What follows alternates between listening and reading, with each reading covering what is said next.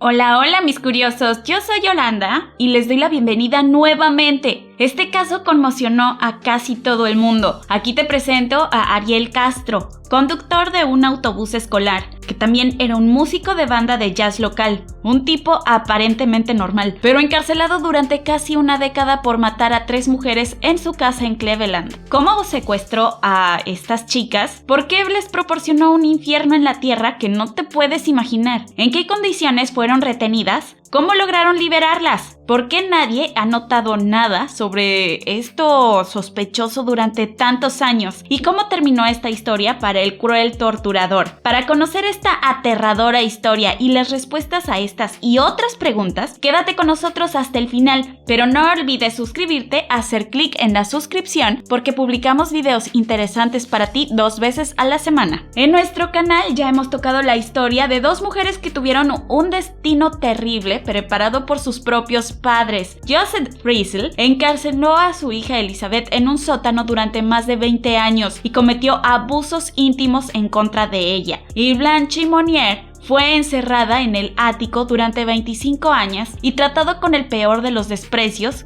como animal o peor que eso, por su propia madre. Mientras tanto, acciones tan atemorizantes no solo las cometen los miembros de la familia y, lamentablemente, los secuestros ocurren con mucha frecuencia y peor cuando son de gente que está a tu alrededor. La historia que les vamos a contar hoy se inspiró en el libro de John Glatt, Lost Girls, pero este tema también fue tocado por conmovedoras producciones cinematográficas como Peace y también una ganadora del Oscar como Peace y 3096 días sobre el drama de Natasha Campuch. Ariel Castro, también conocido como el monstruo de Cleveland, era de Puerto Rico. Nació el 10 de julio de 1960, el tercero de los 4 hijos de Pedro y Lilian. Cuando tenían 2 años, su padre dejó la familia, cuando resultó que tenía otra mujer y otros 4 hijos con ella, pero unos años después se mudó con su madre y hermanos a Cleveland, en los Estados Unidos, donde Pedro vivía con su gran familia. Se dice que la madre era muy estricta con su hijo, agresiva en las palabras y muchas veces lo regañaba con la mano o el cinturón, o incluso llegaba a usar el bastón en su contra. En 1979, Ariel se graduó de Cleveland High School y, además de trabajos de medio tiempo, jugó como bajista en una banda local.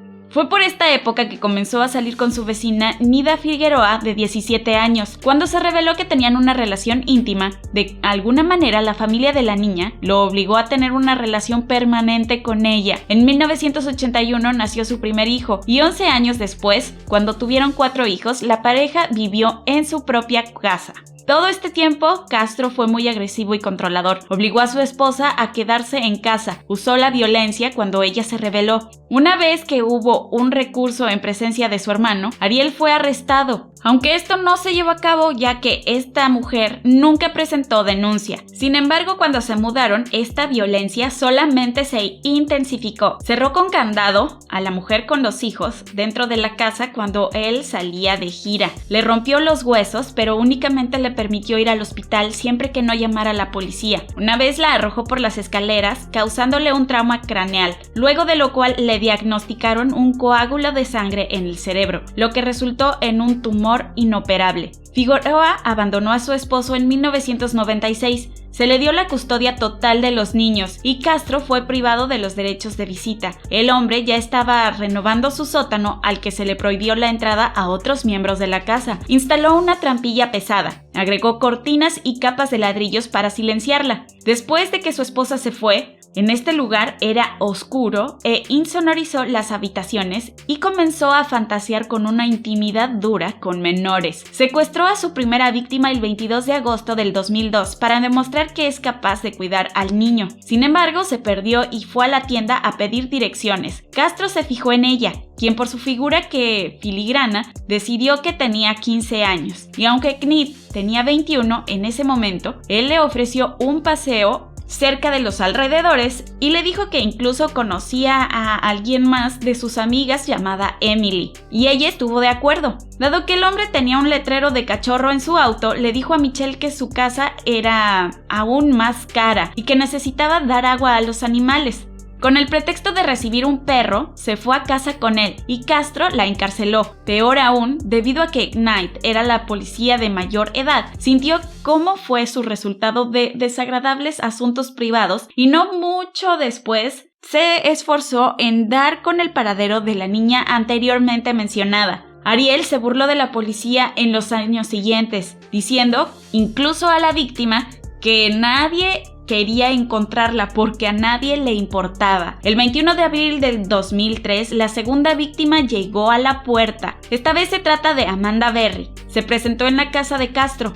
Era amiga de su hijo, con quien Anthony Castro trabajaba en Burger King, y su hija Angie, con quien iba a la escuela. El día antes de su cumpleaños número 17, este hombre se ofreció a llevarla a su casa después de que terminara el turno en Burger King. En el camino dijo que Angie estaba con él y sugirió que se detuvieran a saludar. Aprovechando el momento de desatención de la niña, tomó su celular y lo aprisionó. La desaparición de Amanda causó un gran revuelo y sus padres aparecieron en televisión varias veces, incluso en The Oprah Winfrey Show. La policía estaba intensificando su comportamiento. Después de una semana, Castro llamó a la familia de la niña diciendo que estaba bien y que incluso debería de estar por llegar a su casa en unos días. Se encontró que el informe era evidencia de un secuestro y se convocó al FBI. Sin embargo, los agentes de esta organización pudieron determinar la ubicación exacta del teléfono, ya que el hombre nunca volvió a llamar. Berry dijo que se había puesto en contacto con los padres y les había dicho que eran pareja. La madre de Amanda estuvo buscando a su hija hasta el final. Murió de insuficiencia cardíaca a principios de marzo del 2006. Mientras tanto, el 25 de diciembre de 2006, Berry dio a luz a un hijo en cautiverio. Posteriormente, las pruebas de ADN realizadas confirmaron que el padre del hijo de la chica era Castro. Fue gracias a Amanda que se produjo la liberación definitiva de estas chicas, pero más de eso en un momento. La tercera víctima fue secuestrada el 2 de abril del 2004. Gina de Jesús tenía 14 años y era amiga de la hija también de Castro, Arlene, y pariente de Tito de Jesús, líder de la banda en la que este hombre tocaba. Castro notó a Gina y Arlene frente a la escuela y esperó a que éstas se separaran. Y luego, al pasar de Jesús, le pidió que se subiera al auto y lo ayudara. Él encontró a su hija que se suponía que él quería recoger. Finalmente, la chica quedó atrapada en la misma habitación que Knight. Curiosamente, después de la desaparición de Gina, la alarma de Amber no se activó y fue solo después de un año que su caso se vinculó con la trama de Berry. Mientras tanto, Castro asistió al velorio de Jesús, ofreció apoyo a su familia y distribuyó folletos de desaparecidos. Las niñas estaban encadenadas y pasaban hambre todo el tiempo en cautiverio. Se les permitió ducharse 1 o 2 veces por semana y fueron sometidas regularmente a violencia y abuso sexual. A lo largo de los años, las mujeres solo salieron de la casa 2 veces: al garage, donde Knight testificó más tarde que perdió 5 embarazos como resultado de una golpiza. Incluso la abuela de la misma reveló a los periodistas que había perdido la audición en un oído y tuvo que someterse a una reconstrucción facial. Solo el nacimiento de su hija Berry influyó en el torturador. Castro deseaba mucho un bebé y quería uno con Amanda. Michelle estaba entregando el parto en una piscina infantil inflable en el sótano. Amenazó con que si algo le pasaba al bebé, mataría a Knight en el acto. Como la niña no respiraba, la mujer tuvo que reanimarla. Berry llamó a Jocelyn y le enseñó a leer y escribir. Castro, por otro lado, perdió la cabeza por ella. Jugó con ella en el patio detrás de la casa, la llevó a pasear por el parque y la presentó a sus familiares como nieta o hija de una chica nueva del barrio. Debilitó un poco las restricciones en casa y dejó de encadenar a sus víctimas con una cadena, a pedido de su hija. También dejó de cerrar algunas puertas mientras estaba fuera de la casa, y esto probablemente lo llevó a cometer un error. El 6 de mayo de 2013, cuando se fue a trabajar, se olvidó de cerrar la gran puerta de entrada. Aunque la puerta ya estaba completamente cerrada, Berry y su hija se aprovecharon de la situación y empezaron a golpearlas fuerte, alertando a los vecinos. Ángela Cordero y Charles Ramsey liberaron a Amanda, quien alertó a la policía, quienes rescataron a Knight y a De Jesús. Sin embargo, hubo unas que se quedaron adentro de la casa puesto que pensaban que era una prueba de Castro. El hombre fue arrestado el mismo día. Se le imputaron cerca de 1000 cargos, aunque le aseguró que las mujeres consintieron el acto y que había una armonía en la casa. Dijo: no soy un monstruo, estoy enfermo, tengo una adicción como la alcohólica. Los expertos rechazaron esta idea y, temiendo la pena de muerte a instancias de sus defensores, Ariel Castro coincidió con la fiscalía. Se declaró culpable y se sometió voluntariamente al castigo.